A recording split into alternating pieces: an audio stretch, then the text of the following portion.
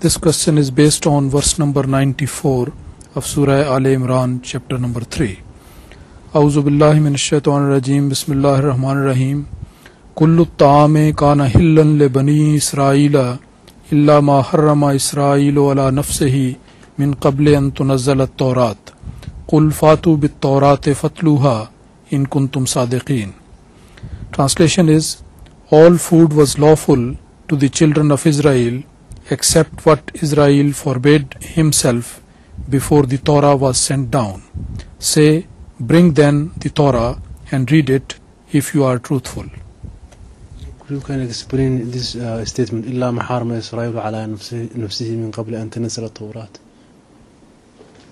So some food is permissible according to Torah, which was revealed to Hazrat Moses alayhi salam, and some foods are forbidden.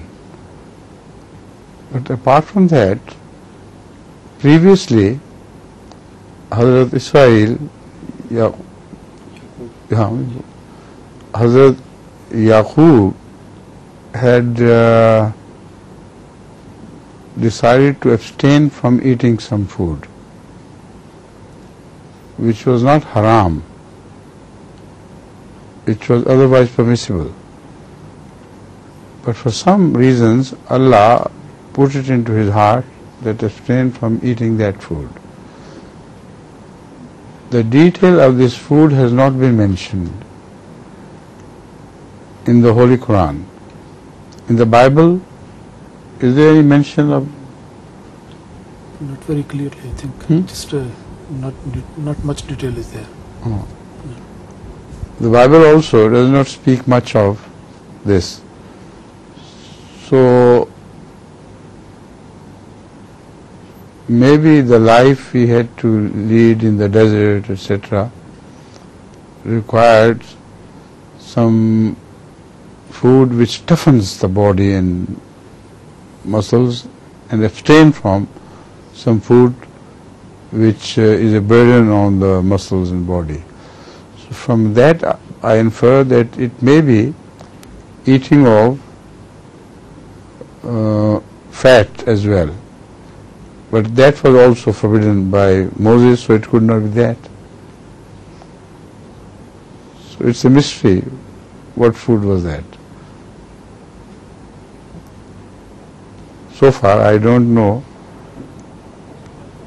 There must be something to prepare him for the life of the desert.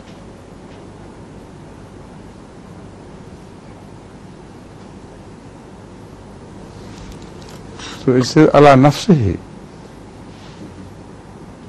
He did it himself, which may mean that it was not revealed to him by Allah. Sometimes one thinks which food will be good for me, which food will be bad for me, and abstains from eating this and that. Could be something he decided of which we have no knowledge. We will also find out what other mufassirin have opined on this. If they have done it on some basis, on foundation, well and good, I will let you know next time. But if they have just wandered far and wide in search of something, that will be meaningless.